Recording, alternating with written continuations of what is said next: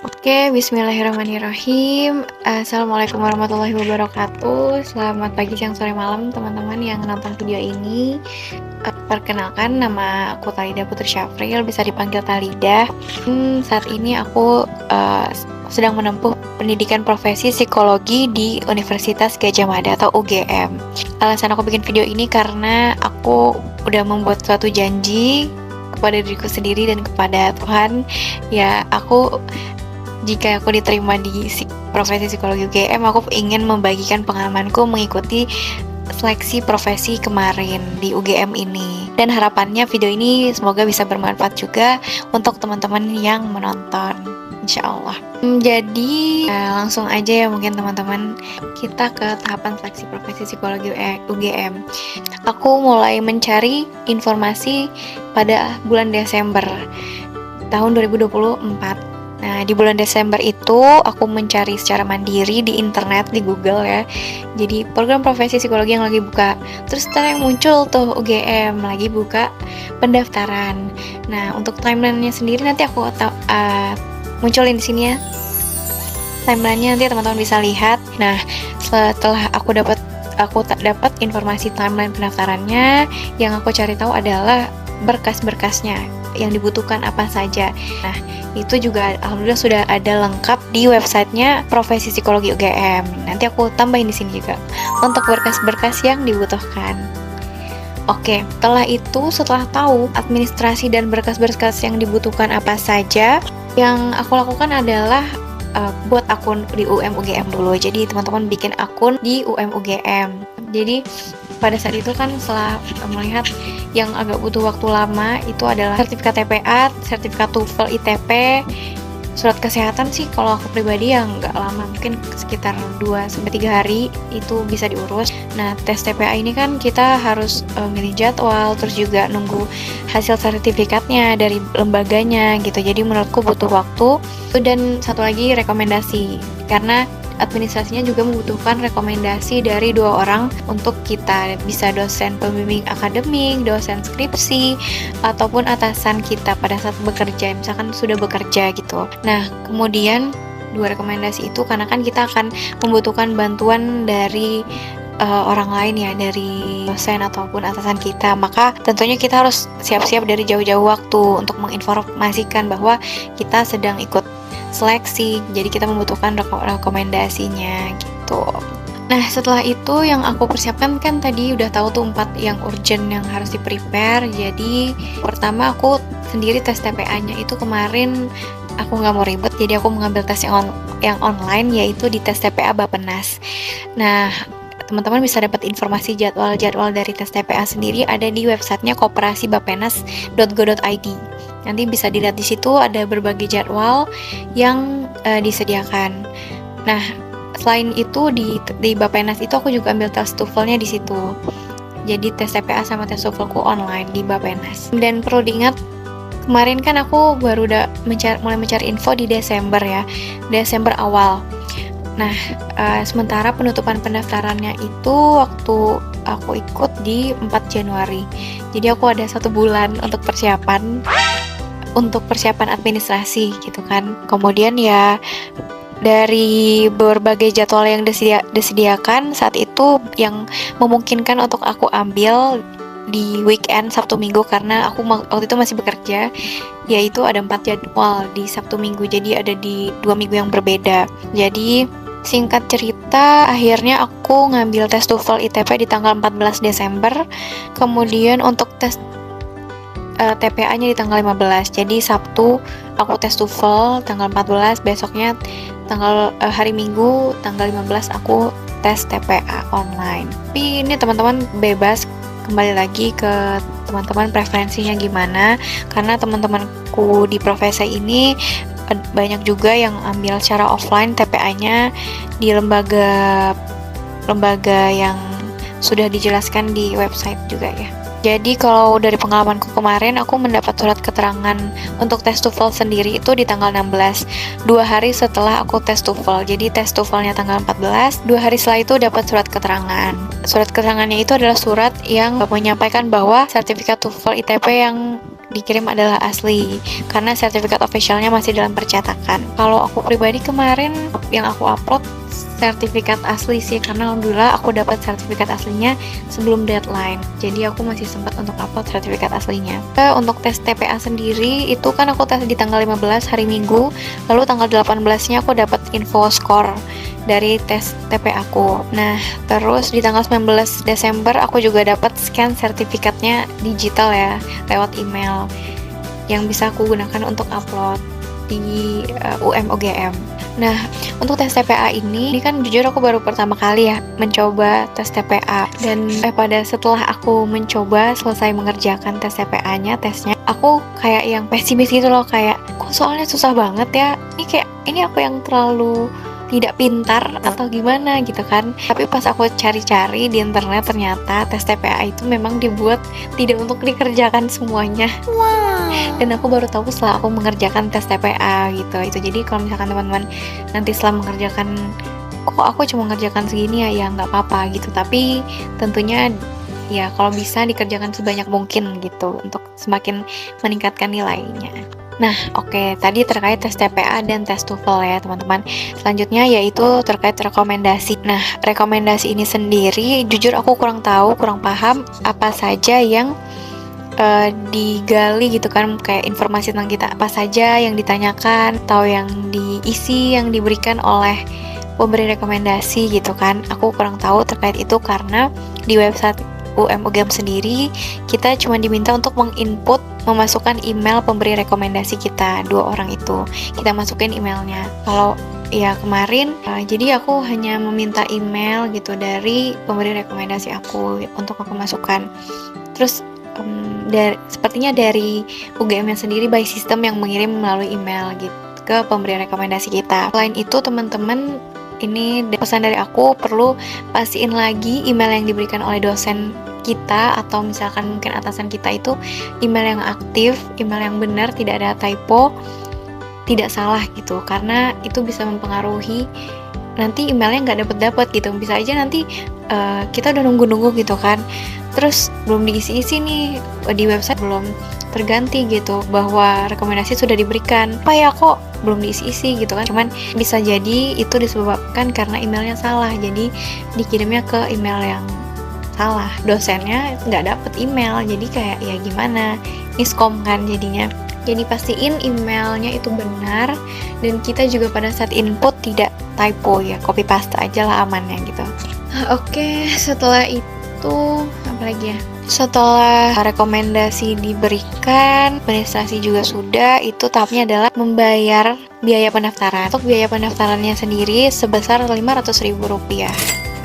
Untuk tata caranya ada di websitenya, nanti teman-teman bisa baca lebih lanjut di sana ya. Nah, setelah itu ya udah tinggal daftar, kunci data udah daftar gitu kan di websitenya, tinggal menunggu dan berdoa. Jangan lupa berdoa. Selanjutnya kemarin aku kalau nggak salah tuh daftar di akhir Desember.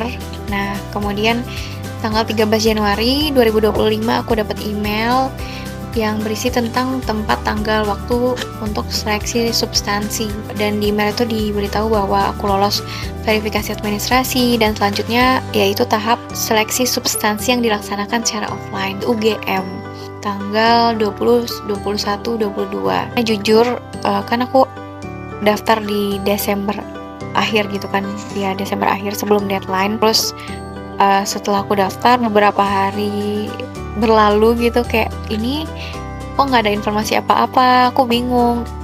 Terus untuk kedepannya gimana, terus nanti tahapannya gimana, tuh aku kayak banyak pertanyaan gitu yang muncul di kepalaku. Waktu itu bingung gitu kan untuk dapat informasinya dari mana. Jadi selain tanya di WA, di admin profesi lewat WA, aku juga minta tolong abangku untuk nanya langsung ke profesi. Oh iya, ini penting juga. Jadi kan di website itu informasi awalnya seleksi substansi akan dilaksanakan selama 3 hari, 2021-22 Januari. Tapi beberapa minggu sebelum tanggal tersebut dapat informasi juga di grup WhatsApp bahwa tesnya itu jadinya 2 hari, jadi tanggal 20 dan 21 aja. Oke, singkat cerita, di tanggal 20 Januari itu hari Senin dilaksanakan ujian tertulisnya menggunakan laptop kita masing-masing.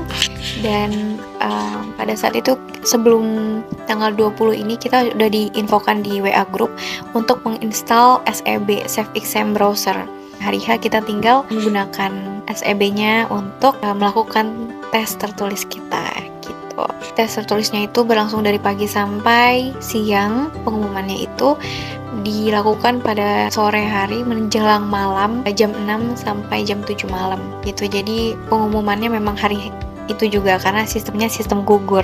Yang lulus dapat email lulus, yang tidak lulus dapat email tidak lulus. Jadi yang lulus bisa lanjut untuk tahap selanjutnya di LGD dan wawancara, dan yang tidak lulus ya belum bisa untuk lanjut gitu. Pada tanggal 21-nya itu diawali dengan tes LGD di sebuah ruangan, dan kalau aku kemarin satu kelompoknya ada kalau nggak salah 10 orang, tapi satu orang nggak masuk, dan di kelompok itu ada satu observer gitu yang dari panitianya lah yang menilai. Nah, pada saat LGD itu kita mendiskusikan kasus yang diberikan.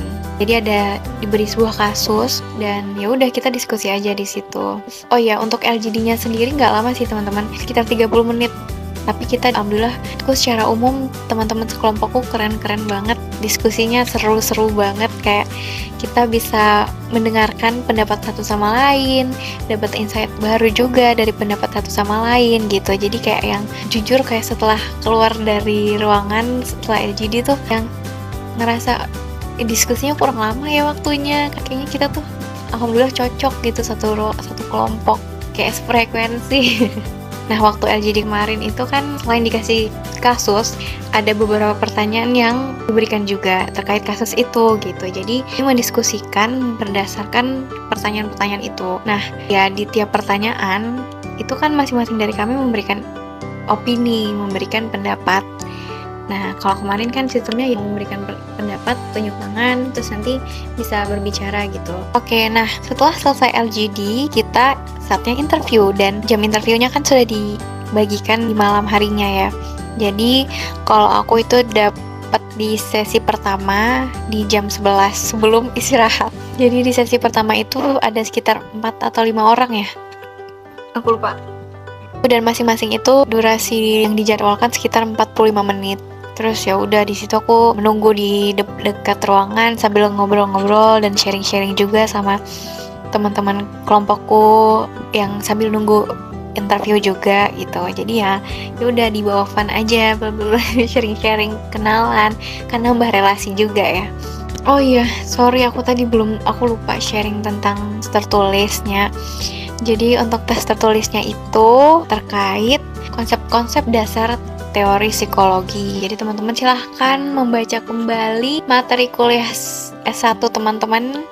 Silahkan belajar lagi, menurutku penting banget untuk mempersiapkan waktu untuk belajar. Ya walaupun mungkin kayak 3 hari sebelum tes, ataupun 4 hari sebelum tes, atau bahkan seminggu sebelum tes, silahkan mempersiapkan waktu untuk betul-betul refreshment kembali, mengingat kembali, membaca kembali teori-teori yang sudah pernah dipelajari pada saat S1 gitu. Oke, tapi yang bisa aku share terkait materi-materi yang diujikan di tes tertulis itu konsep-konsep dasar teori psikologi, tokoh-tokoh, contohnya kayak Maslow, Piaget, Vygotsky, observasi, wawancara, seputar itu misalkan tipe-tipe observasi, jenis-jenis metode dalam mencatat observasi, wawancara, jenis-jenisnya apa saja, kegunaannya, pendekatan-pendekatan dalam psikologi juga. Jadi intinya benar-benar kayak psikologi dasar lah teman-teman.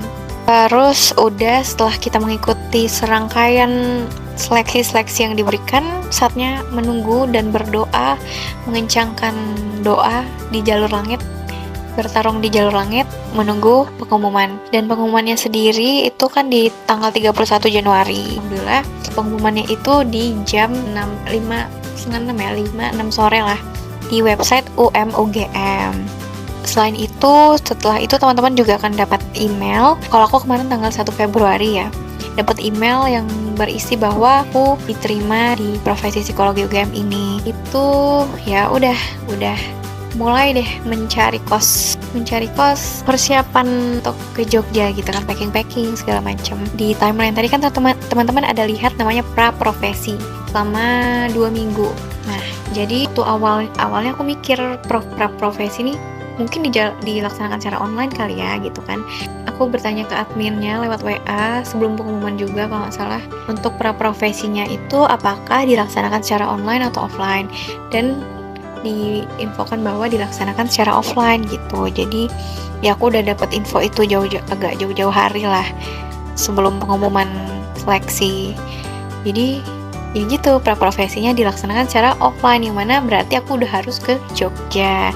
Sebagai penduduk yang agak jauh dari Jogja, harus terbang, ya aku harus persiapan segala macam dengan aku tadi yang masih bekerja. Jadi kayak saat-saat was-was tidak ada bernafas teman-teman, tapi di sini mungkin dilatih untuk cepat dalam bersiap, untuk tetap fleksibel dengan segala macam perubahan, dan banyak kali ya yang dilatih dalam timeline yang cukup ngak-nginguk ini.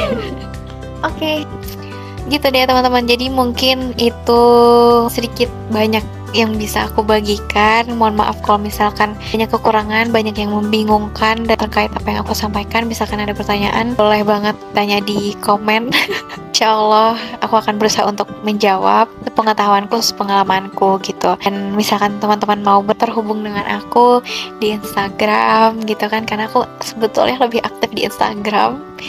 Ya nggak aktif-aktif banget sih, cuman kayak lebih aktif lah di Instagram. Nanti bisa follow aku di sini. Nanti aku masukin. Semangat untuk teman-teman yang mau mengambil profesi psikologi ke depannya.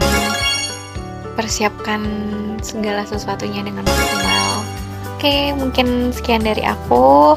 Terima kasih untuk yang menonton sampai akhir, dan sampai jumpa di kesempatan selanjutnya. Oke, bye-bye. Assalamualaikum.